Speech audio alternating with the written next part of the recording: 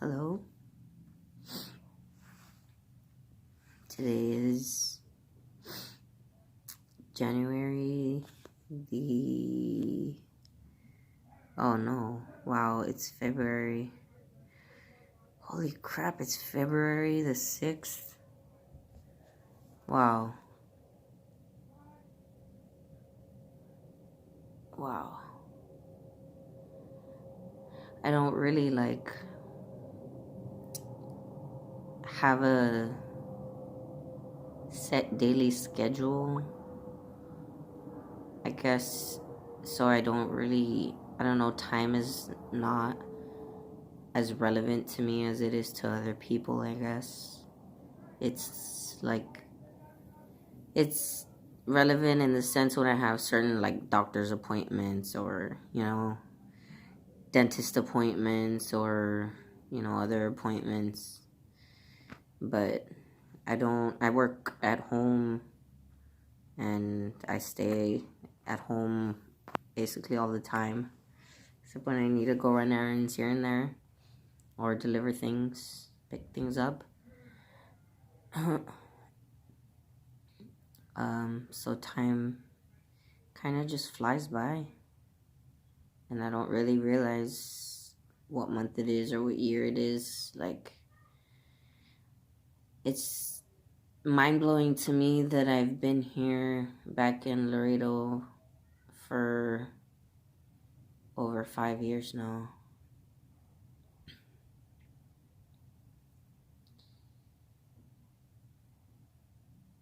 It's crazy because I had a bunch of plans when I first moved back over here.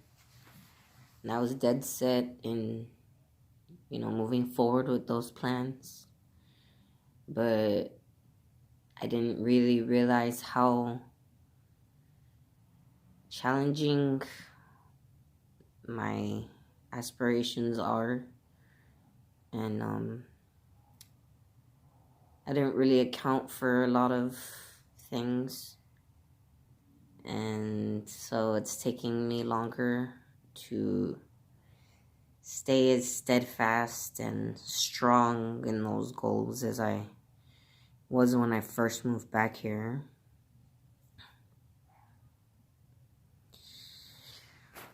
I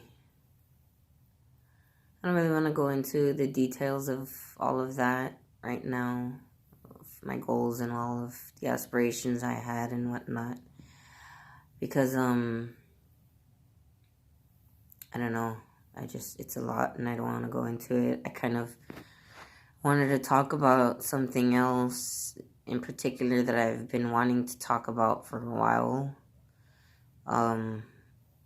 But I've made a couple of videos, but I haven't posted them because, I don't know, I want to talk about this subject in a healthy manner, and I guess I keep making them a little not healthy in my opinion. I don't know, they're just downers, so I don't want to put them up there like that. Does that make sense? Anyways, it's about suicide, the topic that I want to talk about. It's about how to deal with it. That's what I wanted to focus on coping mechanisms, I guess you could say, for people that are very suicidal and that, can't seem to escape those constant thoughts in their head.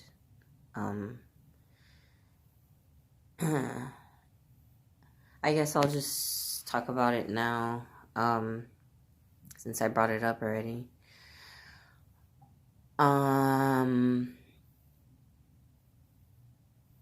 I think practically everybody on this earth that has empathy, which is basically everyone, has at least pondered the idea of suicide in a curious setting in their head. And I'm sure most, if not all of us, have at least, felt the desire to commit suicide at least once in our life. And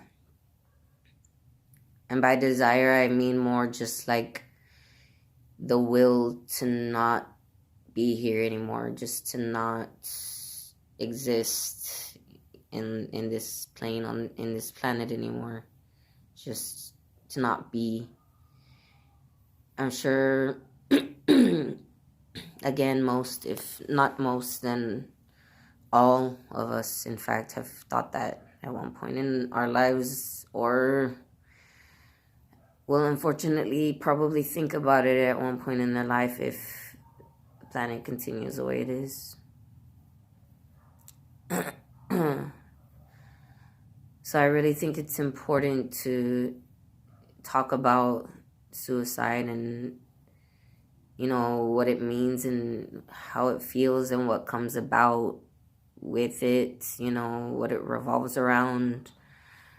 I really think it's important to, to discuss that issue and not just, I guess, kind of see it as a taboo subject or something, something uncomfortable to not discuss.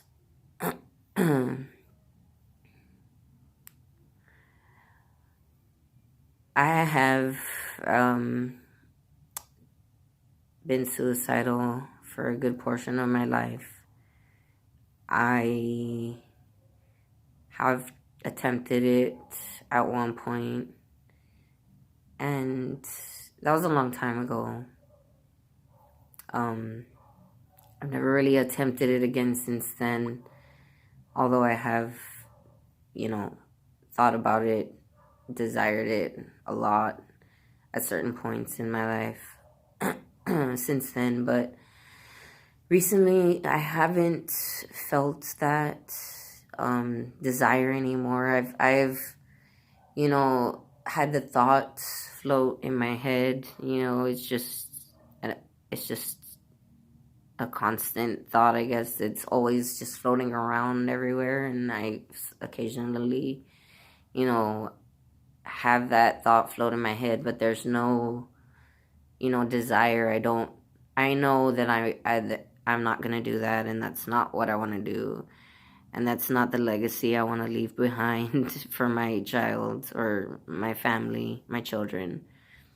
That's not the person I want to be. So I know I'm not gonna do it anymore, but that doesn't mean that the feeling doesn't come occasionally, or the thoughts don't float around still. It doesn't mean that. It just means that I've learned how to cope with it a lot better, and I've learned how to control it a lot more efficiently, I guess you could say. Now, granted, it's not perfect. Some of the coping mechanisms that I've used, they're not exactly perfect, or I guess necessarily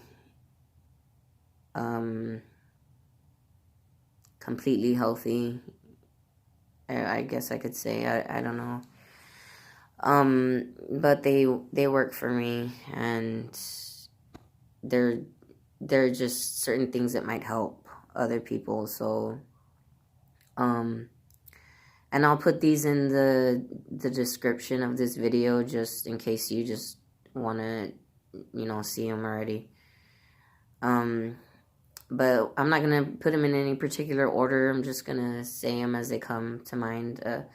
One of the coping mechanisms is just learning to control your thoughts in a way where you observe them, and you're not necessarily, and once you get to a certain point, you start stepping back and having yourself observe them where, you know, you're like, okay, you're questioning, why are you thinking this? Why are you, what's making you feel this way? And you start to have a more curious attitude about it, as opposed to, you know, a depressing one, or a negative one, a down one. And when you do this, you start to be able to, you know, control your thoughts a little more, where you can put yourself outside of those feelings, and you know, you'll be able to control your actions and your words a little bit more than you otherwise would. And you know, you'll find by doing that, you can actually get out of, you know, certain situations that, you know, that were making, possibly triggering those thoughts and feelings, and you'll just naturally come out of them. You'll find, I find a lot of the time that that's happened, so it helps with that as well. Another coping mechanism that I have, which I've posted a lot of videos on my page about, is basically what I like to call purging. And it can be anything really, like from singing to yelling to screaming to, you know, video diarying. It's just basically just going into your feelings and just letting them flow out of you, you know, via your words and your actions as much as you can, you know, as long as you're not harming anything or anybody around you or yourself. Although that's another, I guess, technique, or what's it called, coping mechanism of mind, which, well, I mean, you can technically buy gloves and protect your hands, but I punch it, you know, with my bare hands sometimes, and that helps a bit. But it's punching a bag, you know, getting a punching bag, and or even just getting, you know, like if you have, you know, wood or something, you know, that you can break. Just basically something to let out your aggression. And this is one of the ones that I meant when I said that it's not exactly maybe healthy completely, but it helps. It's a coping mechanism that helps. It's basically just letting out your aggression, you know, your emotional state to, you know, the highest degree that you can, in a contained setting where you won't, you know, hurt, like I said, anybody else. Maybe you might hurt some things, or your fingers or something, but, you know, you might learn something from that experience too, so it's not always all that bad. But yeah, the purging, like I said, it's ranges in its expression. I've done it through yelling, like I said, just crying everything out really helps to relieve so much of those negative thoughts. Like, it helps so much when you're crying, and, you know, like, you're just doing it just to let it out. You're not crying for any particular, you know, thing. You might feel, you know, or start thinking about particular things as you're crying, and it might make you cry even more, but that's okay, as long as you're, like, controlling, you know, like, okay, you're letting it out. And it's just mostly all about control, I guess. It's just you're using these coping mechanisms to keep yourself in control of your emotional body, and keep, you know, being the steward of your emotional state, so that you don't allow those thoughts of suicide to overcome you one day, to overcome your will, to overcome your you know, words and your actions and your, you know, goals.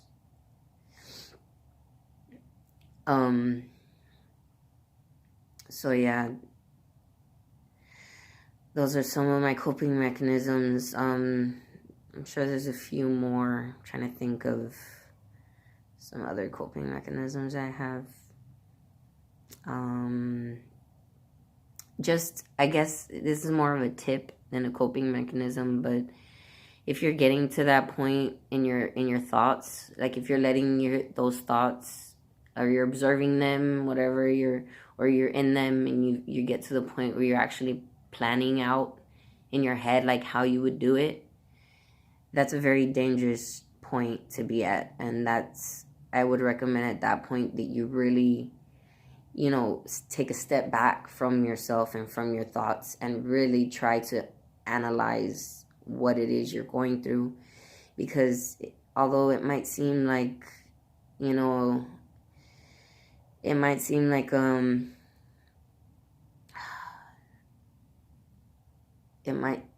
like a desirable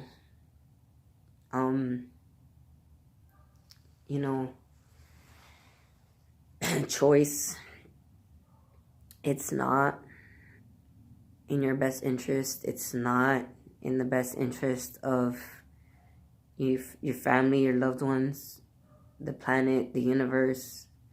It's in no one's best interest for you to commit suicide, especially if you have people that truly, truly do love you and care about you. They just don't know how to, maybe express that in a healthy way necessarily.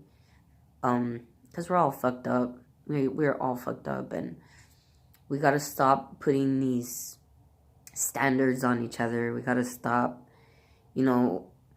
expecting something out of somebody and, being upset because we don't get it, or it doesn't live up to our fulfillment or potential or desire. It doesn't live up to our expectations. We gotta stop and just remember, that we're all family, we're all one, and we can really all make the world a better place and really change things. We really can, if we just actually believed it in our hearts and we've, felt it in our souls.